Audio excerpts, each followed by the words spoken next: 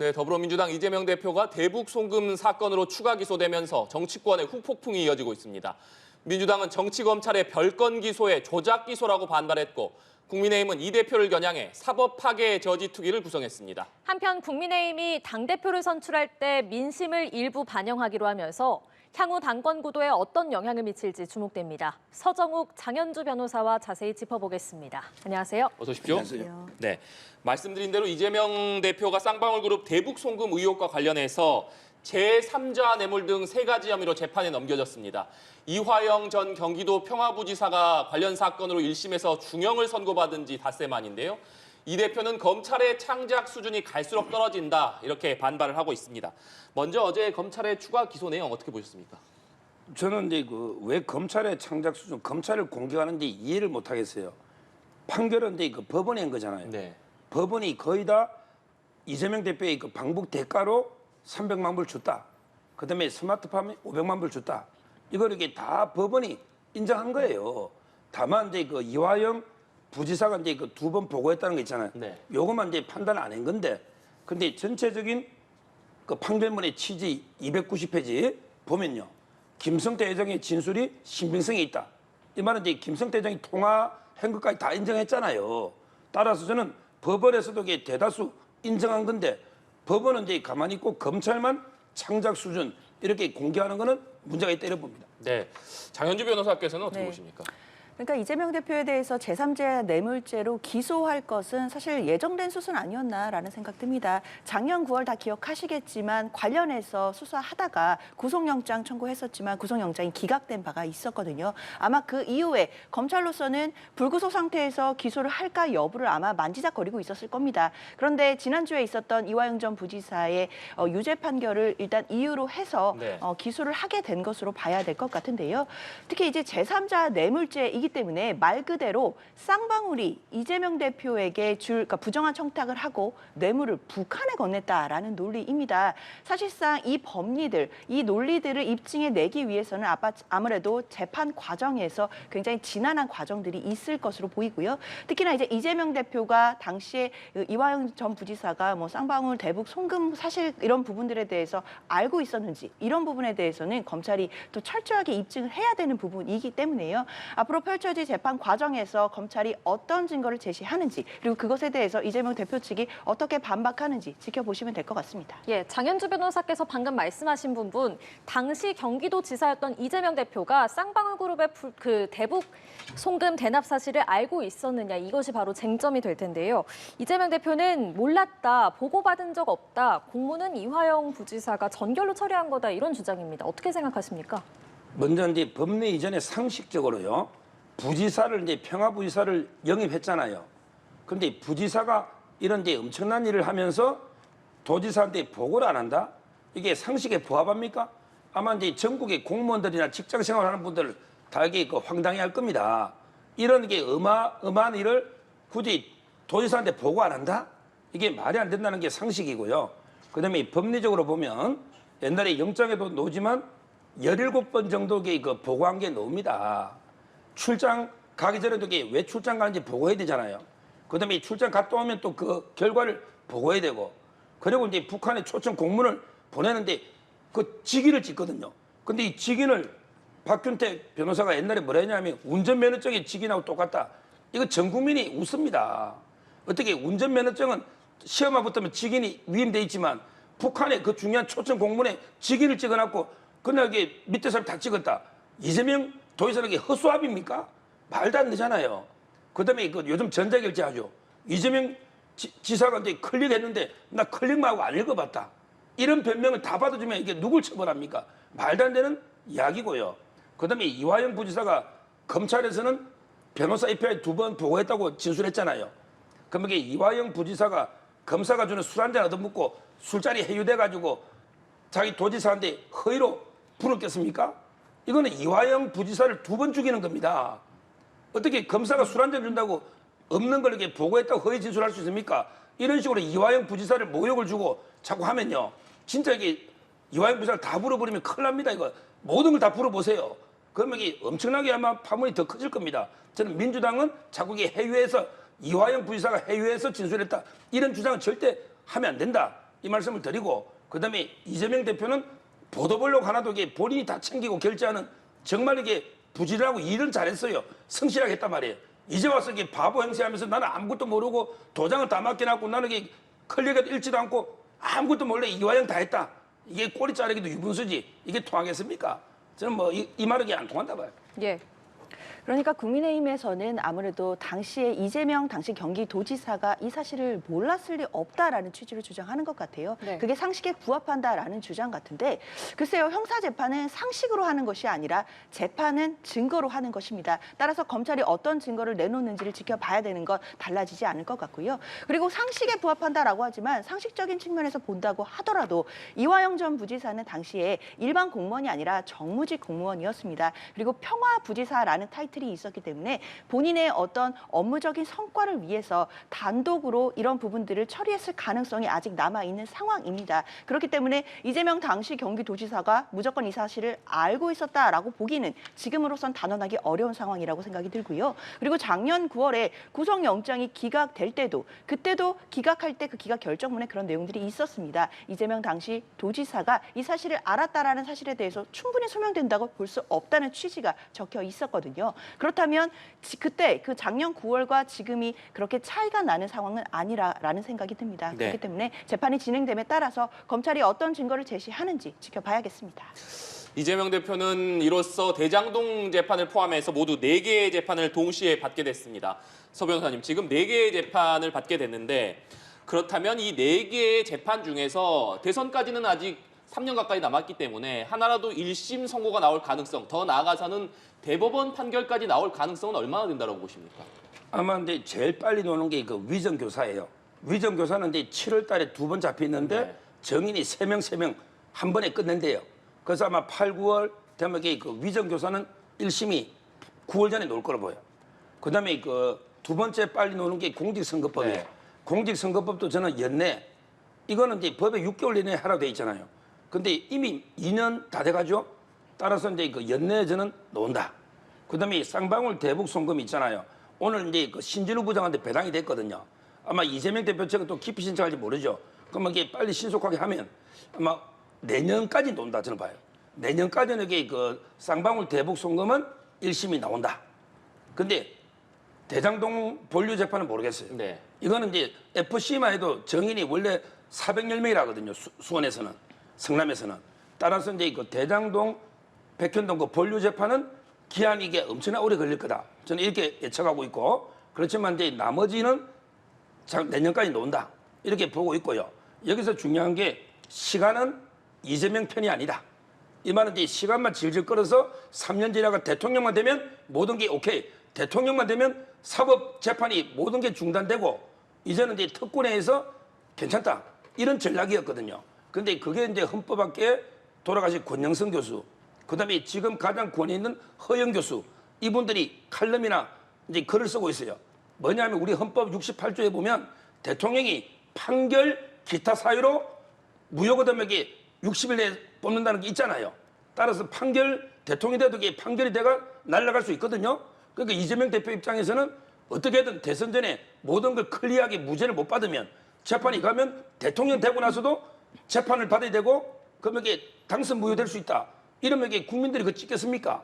따라서 저는 시간은 이제 이재명 대표 편이 아니고 오히려 쫓기고 있다. 이래 봅니다. 네. 서정욱 변호사께서 지금 말씀하신 부분이 헌법 84조와 관련된 네. 내용인 것 같은데 이 부분과 관련해서는 지금 논쟁이 있습니다. 네. 형사상 소추 대통령이 선출된 이후에 어떻게 되는 것이냐. 장현주 변호사께서는 어떻게 생각하십니까? 그렇죠. 말씀 주신 헌법 84조가 대통령의 불소추 특권을 규정하고 있는데요. 그러니까 내란이나 외환의 죄를 제외하고는 그런 재직 중에 형사소추를 당하지 않는다라는 조항입니다. 소추라는 말이 말 그대로 뭐 형사 기소라고 생각하시면 편하실 것 같습니다. 그런데 이 소추와 재판 절차를 구별한다라고 한다면 대통령 취임 전에 진행되고 있는 재판은 중단되지 않는다는 논리로 갈 수도 있을 것도 같은데 이런 해석론이 바로 한동훈 전 위원장의 해석론이라고 봐야겠습니다.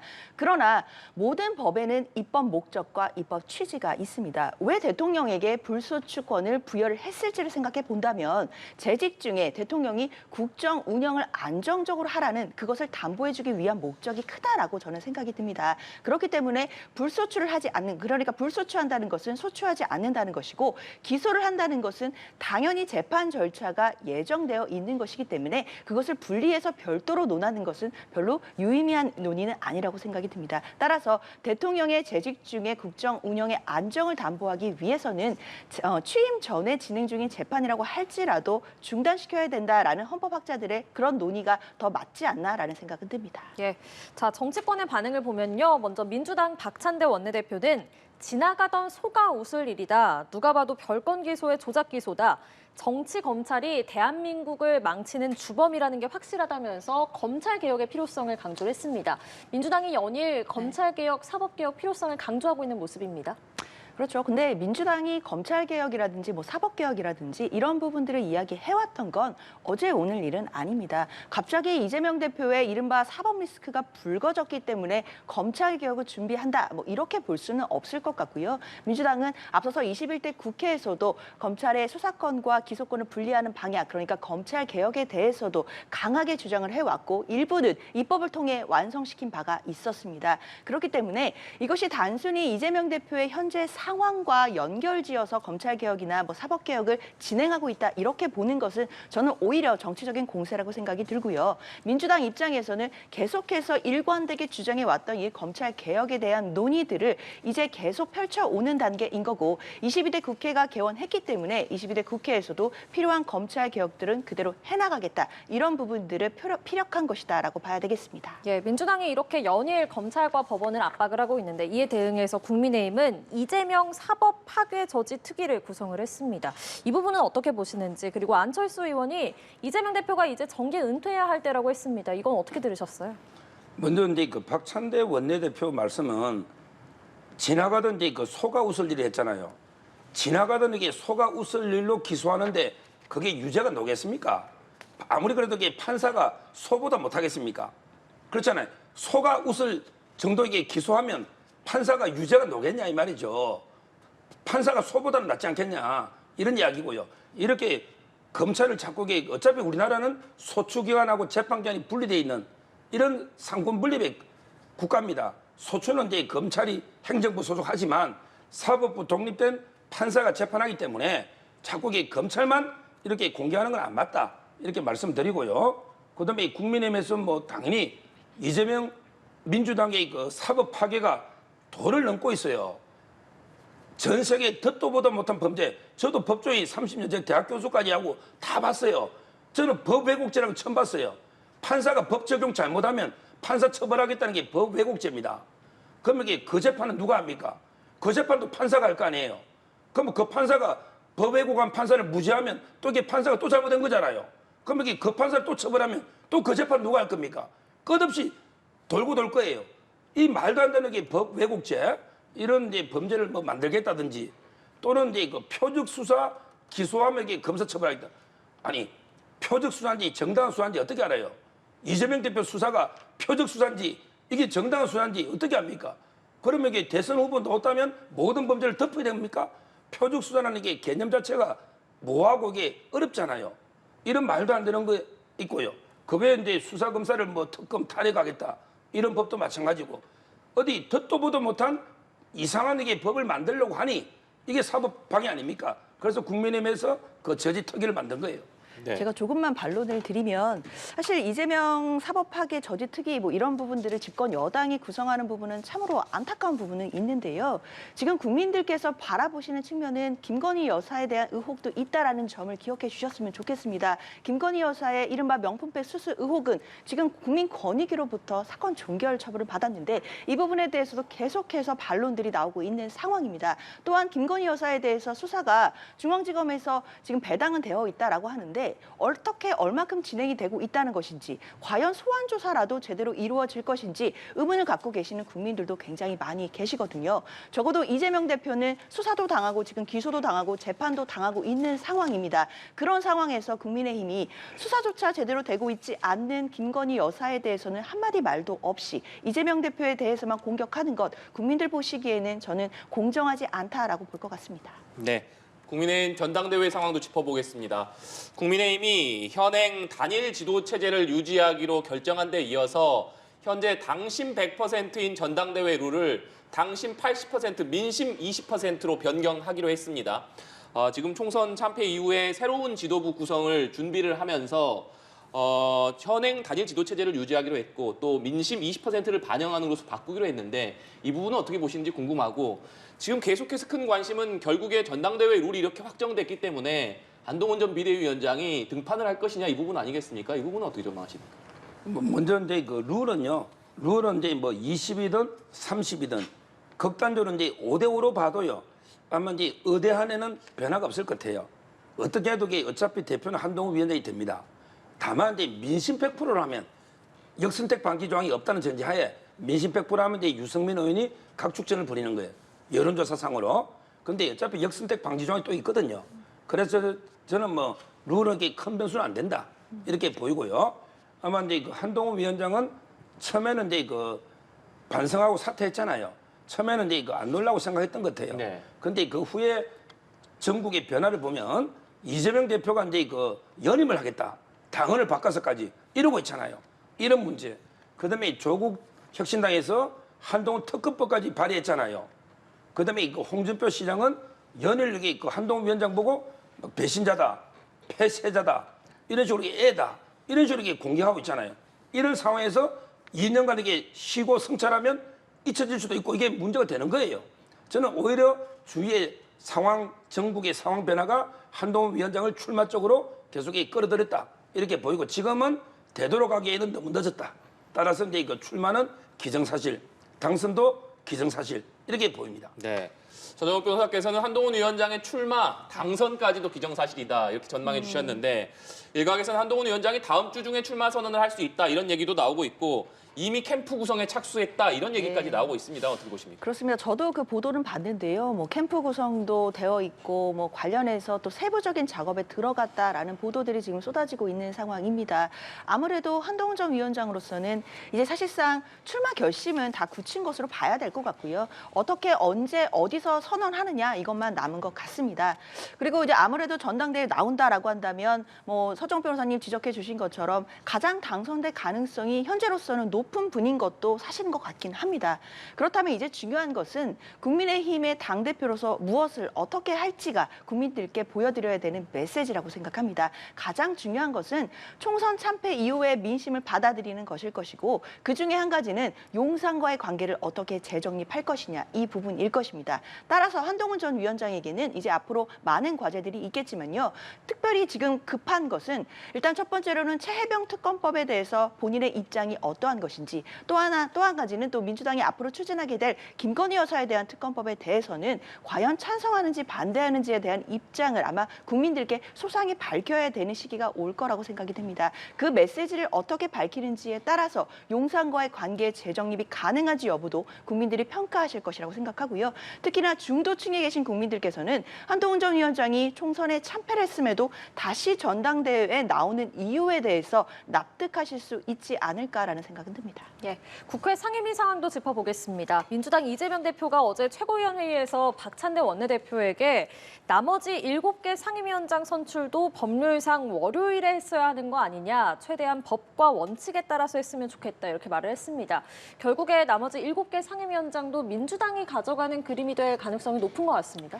국민의힘에게 달려있는 것 같습니다. 분명히 민주당으로서는 지금 국회법에 따라서 11개 상임위원장만 선출한 바 있고요. 7개 상임위원장 자리는 남겨둔 바가 있습니다. 그리고 얼마든지 국민의힘에게 이 부분에 대한 협상의 여지를 남겨두었지만 국민의힘은 지금까지도 국회의 모든 일정을 보이콧하고 있는 상황입니다.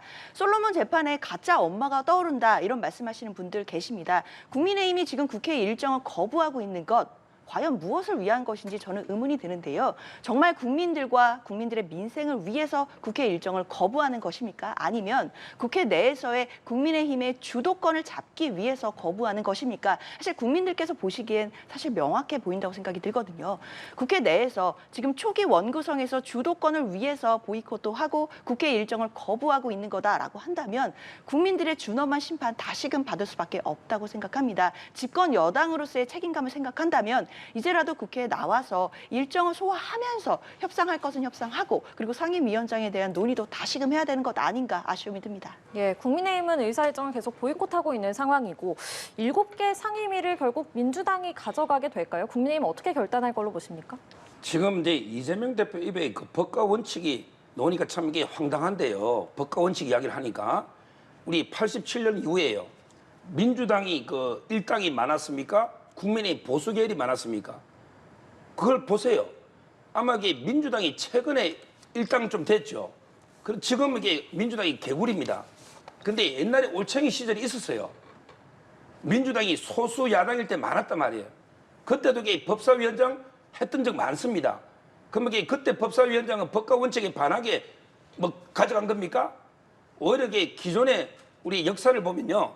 국회의장과 법사위원장을 구별해가지고 견제하고 균형을 했던 이게 훨씬 많습니다. 이제 와서 무조건 이게 하나라도 많으면 이게 독식하는 게 이게 법과 원칙입니까? 이제까지는 협의를 통해서 국회의장과 법사위원장을 나누고 그다음에 운영위원장은 집권 여당이 왜 대통령실 청와대 하니까 맞고 그리고 이제 의석수에 따라서 하나씩 나눠 갔잖아요. 이게 법과 저는 이게 원칙이라 봐요. 지금 무조건 이게 독식하겠다는 게 법과 원칙이 아니다 이 말이에요. 근데 이제 왜 갑자기 의장도 우리가 해야 돼? 그다음에 법사위원장도 우리가 해야 돼. 운영위원장도 우리가 해야 돼. 방송위원장도 우리가 해야 돼. 나머지 찌꺼기 7개 너가 먹어. 먹기 싫으면 우리 다 할게. 이게 민주주의입니까? 이게 민주주의냐고요. 저는 본인들이 옛날에 소수 야당일 때 어떻게 했는지 이걸 되돌아보시고 그다음에 민주당이 천년만년 일당할 것입니까? 다음에 또 소수 야당으로 전락할 수도 있죠. 그때 가서 뭘 할 겁니까? 그때 가서 우리 법사위원장 의장 너가 먹고 우리 줘. 부끄러워서 어떻게 그 말 합니까? 정치라는 거는 이게 항상 입장을 바꿔놓고 생각해봐야죠. 이렇게 독식하는 거 이거 여론에 저는 지지 못 받을 거로 봐요.